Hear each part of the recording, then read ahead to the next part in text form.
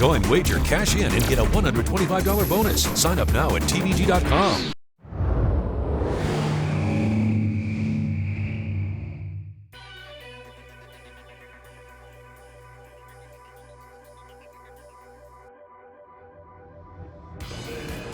Gates fly, they're racing in the Dubai World Cup. Racing in the Japan Cup, and they all got away. Her Majesty the Queen making her way from Windsor Castle. And out in front, it's repulsed by 2 lengths for Lady Cecil, and a poignant success in the Ribblesdale. Very emotional victory here for Lady Jane Cecil, of course the widow of Henry Cecil, who passed away just a week before Royal Ascot. And this would have been, if he is still alive today, his 76th win at the Royal Meeting. Donna Broach storming through in the blue jacket of Challenge Toronado as they enter the closing stages. It's Toronado the grey, Donna Broach the blue colours. Very tight between them, they're going to hit the line very close. But Trev is clear with 200 metres to go. Intello or Fabric Kazuna are battling out position, second, third and fourth. There is no catching Trev. She has romped away with the Argon. She remains unbeaten and she smashed them to pieces. A fantastic win. Oh, this is something special, very, very special. We're in the realms of greatness here. Can America finally get a win at the new Maidan Racecourse? I think it happens here tonight. Yeah. And Animal Kingdom has been as low as 6 to 5. Yeah, I mean, I just wonder about the post position. We're talking about 1 for 69. The Derby winner, Animal Kingdom in front with 200 metres left to go. Animal Kingdom 3 lengths in front of Red Cadeau, and Animal Kingdom wins the Dubai World Cup.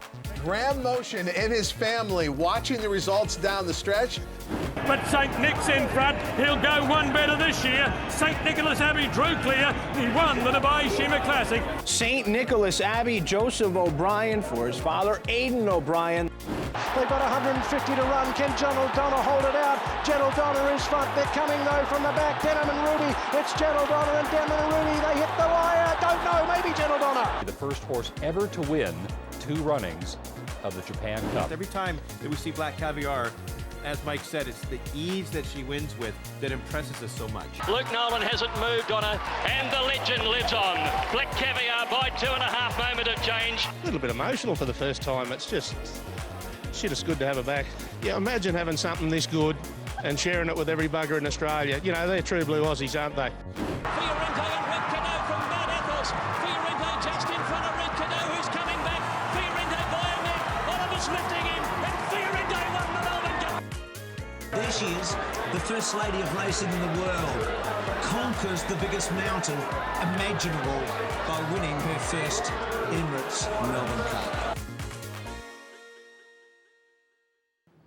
Well, time to circle the globe now and do a little international racing. A tremendous year across the world. A lot of races we were able to see here on TVG, guys, here in 2013. And I guess we could start with the retirement of a horse who will probably go down as one of the greats of all time, Black Caviar. No question about that. She's kind of been a headliner here on international racing on TVG for the last couple of years, but unfortunately all good things must come to an end. And it came to an end with an intact record. Rich retired as a broodmare, one of the best we've seen from the Southern Hemisphere in many, many years. Yeah, and the time form ratings, you know, with her and Frankel just kind of topping the world. Evidence of her greatness. A couple of years' time, we'll get to see what kind of foals she produces, see whether she gets some runners. 25 for 25, she ends her career. Amazing run. As we look back on this year, guys, I guess, Gino, we can start with you. What stood out to you as the most impressive international race of the year? Well, there are 2 in particular that I thought were big deals. Obviously, for the United States contingent, seeing Animal Kingdom go over to Dubai and get a win. We haven't had that with one of our U.S. challengers in the last few years since they've changed the surface. And for me, I got involved in a lot of the JRA races, the big nights for the Japan Racing Association, and a horse that I became a really big fan of was Lord Canaloa. He's one of the best sprinters in the land right now, and he was just tearing it up through the JRA all throughout the year, stepped up and beat some milers too. Keep an eye on that really, really good sprinter. Rich, I mean, you cover a lot of the JRA races. Yeah. Jen O'Donnell, I'm sure, is very high on your list. Well, there was such high drama coming into this year's Japan Cup. Jen O'Donnell won this race last year when she was the 2012 Japanese Horse of the Year. She had swept the Philly Triple Crown Series, and then she cemented the Horse of the Year title by beating the reigning Horse of the Year, Orfev, in the Japan Cup.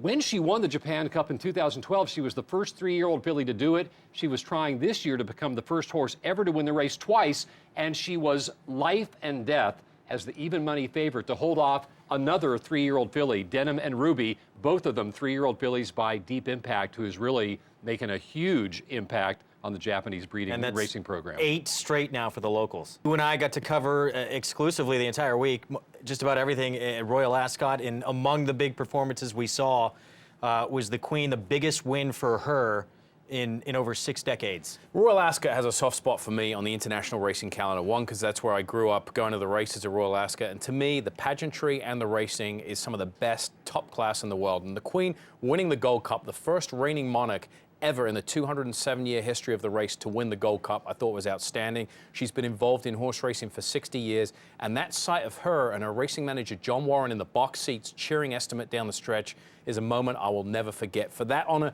she was awarded Racehorse Owner of the Year in England at the Cartier Awards. And then you back that up on day one, Greg, with the great matchup between Dawn Approach and Toronado, 2 top-class milers facing each other off throughout the year. And then, of course, Wesley Ward, who really has done exceptionally well with his horse's shipping to Royal Ascot. No Nay Never, providing him with his 3rd Royal Ascot win. He would then fly back to the States and then fly back to Deauville and win the Prix Morny. He's one of the top-rated 2-year-olds in the country, trained here in the U.S., and he's on the shelf now. His next target, the St. James's Palace, day 1 at Royal Ascot next year. Another outstanding year from Trev to what the Queen accomplished in all our coverage of Royal Ascot. We hope you enjoyed our international coverage here on TVG.